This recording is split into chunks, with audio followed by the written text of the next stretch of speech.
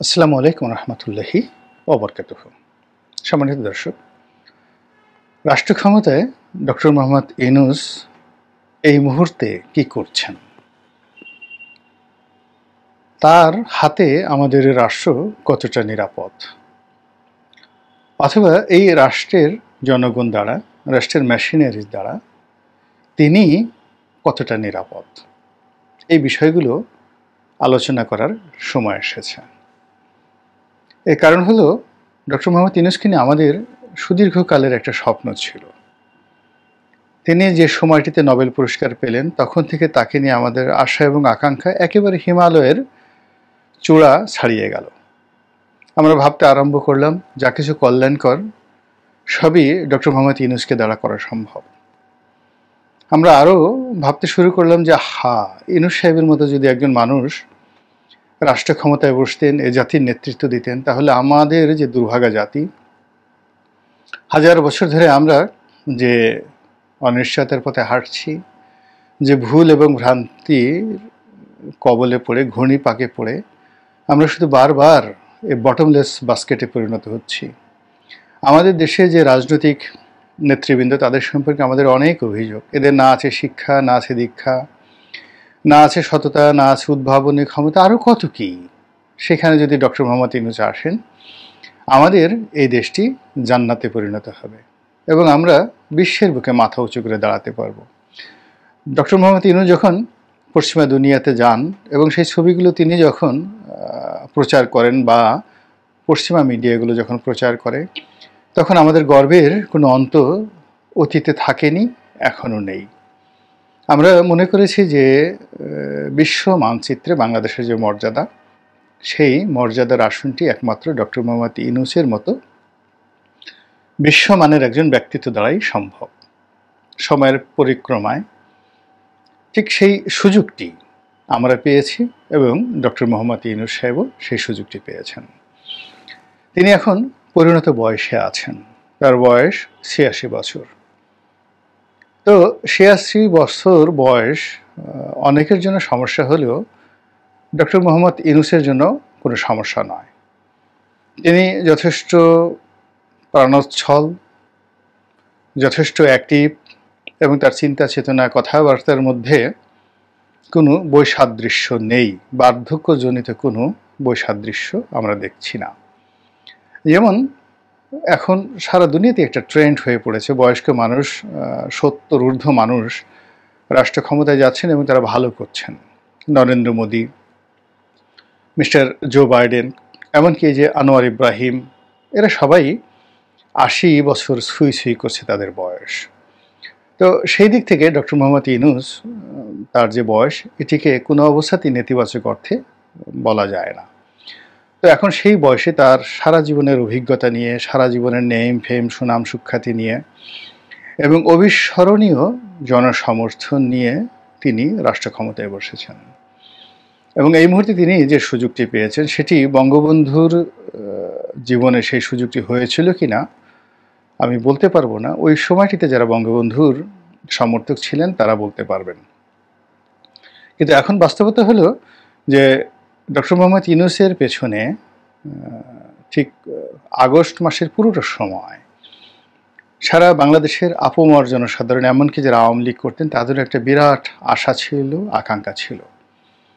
কিন্তু 15ই আগস্টের পর থেকে সেই আশা আকাঙ্ক্ষা ক্রমশ ফিকে থেকে ফিকে তর হতে থাকে এবং ধূসর থেকে ক্রমশ সেটি ধূসরতর হতে থাকে। তাকে নিয়ে আমাদের যে স্বপ্ন, যে কল্পনা, সব কল্পনা এবং স্বপ্ন ধীরে ধীরে ধীরে ধীরে মরে যেতে থাকে।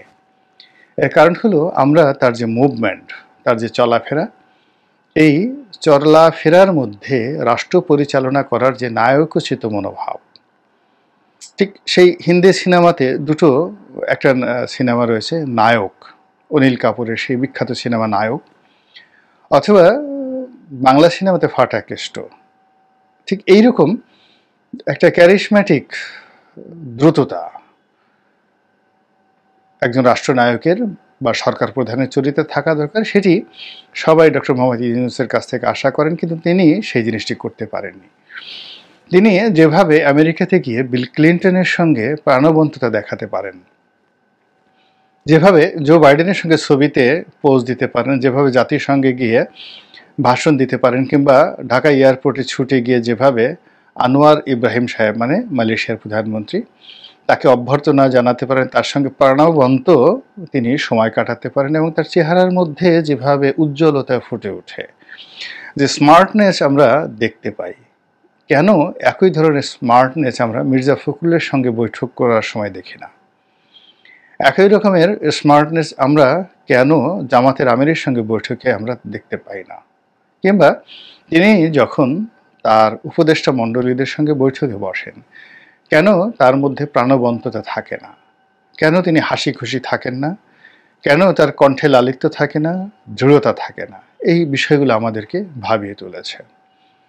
ইতিমধ্যে আমরা দেখেছি যে তিনি বেশ কিছু বক্তব্য দিয়েছেন যা কিনা পুরো জাতিকে হতাশ করেছে।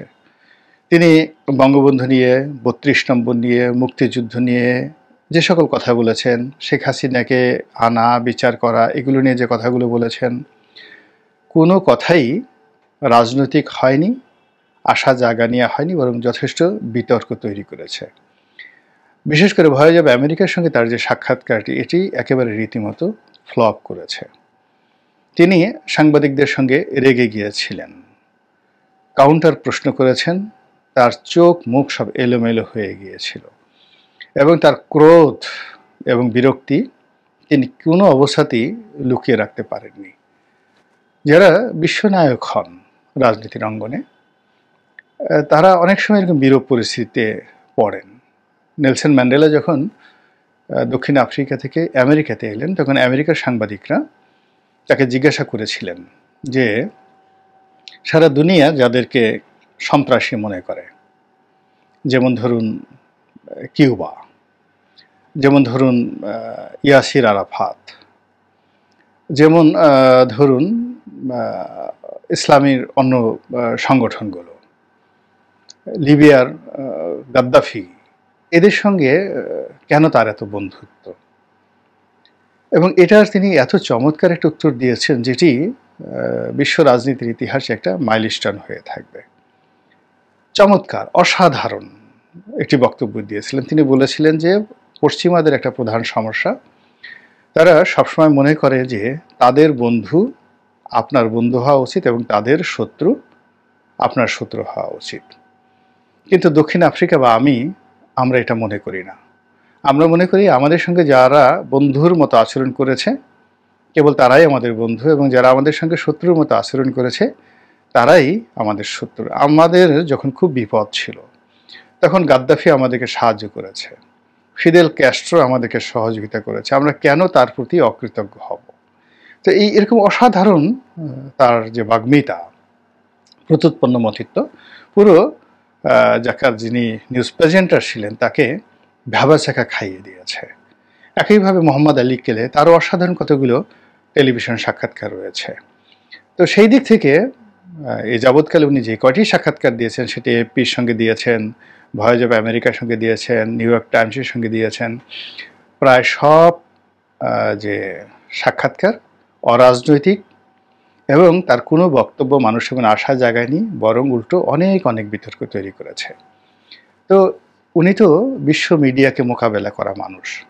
বিশ্বের তাবৎ মিডিয়াতে তিনি নিজেকে যেভাবে মহাপুরুষ হিসেবে প্রতিষ্ঠা করেছেন, সেটা তার আপন গুণাবলীর কারণে হোক কিংবা আপন কৌশলের কারণে হোক, সেটি মিডিয়াগুলো স্বতঃস্ফূর্তভাবে হয়তো করেছে, অথবা তিনি সেটি অ্যারেঞ্জ করেছেন, হোয়াট এভার মেবি, কিন্তু তিনি বিশ্ব মিডিয়ার একজন আলোচিত ব্যক্তিত্ব।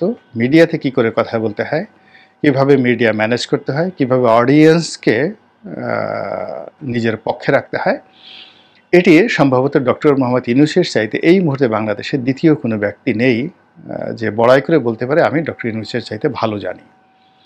তো সেই ডক্টর মোহাম্মদ ইউনূস তিনি কেন মিডিয়ার সামনে কথা বলতে এসে বারবার ভুল করছেন, বারবার বিপথে যাচ্ছেন, বারবার লোকজনকে বিক্ষুব্ধ করছেন এবং একটার পর একটা সমস্যা তৈরি করে চলছেন?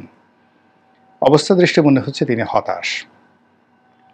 অর্থাৎ তিনি যে আশা নিয়ে, যে ভরসা নিয়ে, যে দৃঢ়তা নিয়ে যে আশা নিয়ে, যে আকাঙ্ক্ষা নিয়ে রাষ্ট্র ক্ষমতায় এসেছিলেন, সম্ভবত সেটা তিনি পারছেন না।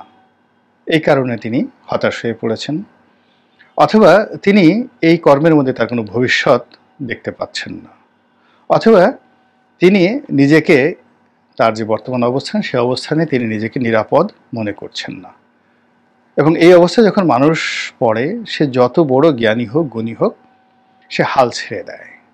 একটা সময় রবীন্দ্রনাথ তিনিও হাল ছেড়ে দিয়েছিলেন, এবং তার সেই বিখ্যাত কবিতা হাল ছেড়ে আজ বসে আছি আমি, মন নাহি মোর কিছুতেই, সেই বিখ্যাত কবিতা। এরকম অনেক বড় বড় মানুষ জীবন সম্পর্কে হাল ছেড়ে দেয়, কিংবা বলে যে মন মাঝি তোর বৈঠা নেড়ে আমি আর বাইতে পারলাম না। তো ডক্টর মোহাম্মদ ইউনূস এই সময়টিতে এসে তিনি কি তার জীবনের সেই হালটা ছেড়ে দিলেন কিনা, এটা আমরা বুঝতে পারছি না। এক। দুই নম্বর হলো, তার চাল চলন, কথাবার্তা সবকিছুর মধ্যে একটা স্বাভাবিক গতি থাকে। তিনি বেশ সেই 2009 সন থেকেই একটা বিরূপ পরিস্থিতিতে বাংলাদেশে চলছেন। তো এখানে সেই বিরূপ পরিস্থিতির মধ্যেও তার চোখ, মুখ, শরীর সবকিছুর একটা অঙ্গভঙ্গি বা একটা অভিব্যক্তি সেটি ছিল।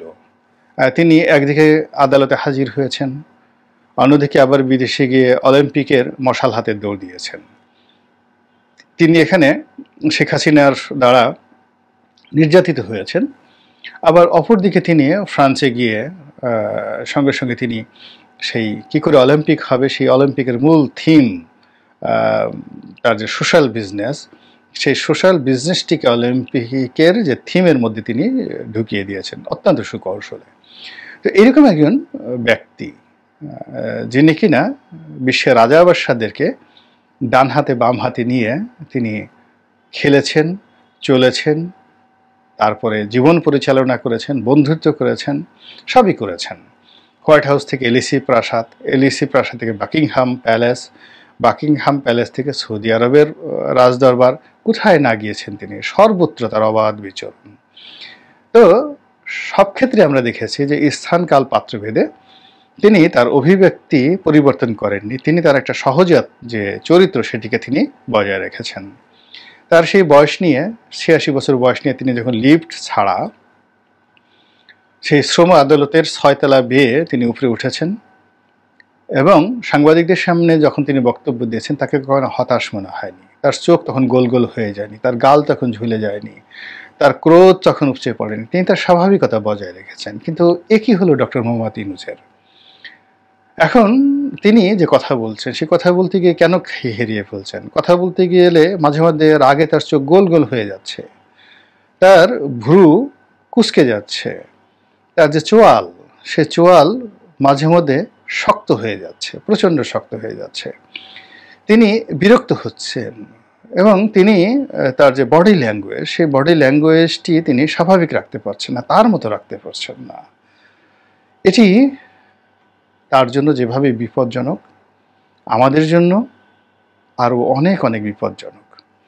একজন ডক্টর মোহাম্মদ ইউনূসকে বানানোর জন্য এবং তাকে রাষ্ট্র ক্ষমতায় বসানোর জন্য এদেশের বহু মানুষ অক্লান্ত পরিশ্রম করেছেন, যাদেরকে তিনি চিনেনও না, জানেনও না।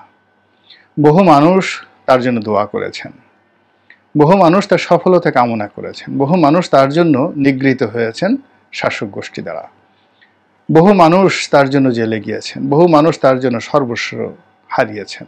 তো কাজেই তিনি যদি হাল ছেড়ে দেন, তিনি যদি ব্যর্থ হন, তা কেবল তার মধ্যেই সীমাবদ্ধ থাকবে না, বহু মানুষের জীবনকে, লক্ষ লক্ষ নয় কোটি কোটি মানুষের জীবনকে তছনছ করে ছেড়ে দেবে।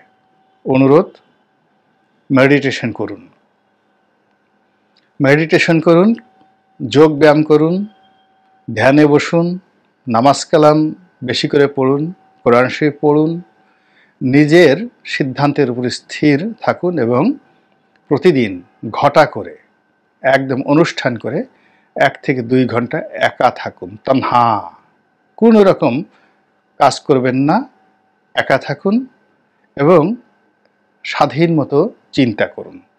আপনার মন যা বলে সেই সিদ্ধান্তগুলো বাস্তবায়ন করুন, তা সে যত নির্মম হোক, যত নিষ্ঠুর হোক। মন যেভাবে বলে ওভাবে করুন। এর কারণ হলো আপনাকে যে চেয়ার দেওয়া হয়েছে এটা আল্লাহর পক্ষ থেকে একটা আশীর্বাদ, এবং ওই চেয়ারের বসার কারণে আপনার এমন কতগুলো চিন্তা আসবে, এমন কতগুলো অভিব্যক্তি আপনার মধ্যে আসবে, এমন কতগুলো সিদ্ধান্ত আসবে যেটা আমরা বাইরে শত বছর চিন্তা করেও সেটা পারবো না। এখানে প্রকৃতির অনেক লীলা খেলা রয়েছে, এখানে আরশে আজিমের অনেক লীলা খেলা আছে। আপনি আপনার চেয়ারের সঙ্গে আপনার আত্মার এবং আপনার আত্মার সঙ্গে আপনার রবের, আপনার সৃষ্টিকর্তার একটা সংযোগ ঘটিয়ে ফেলুন।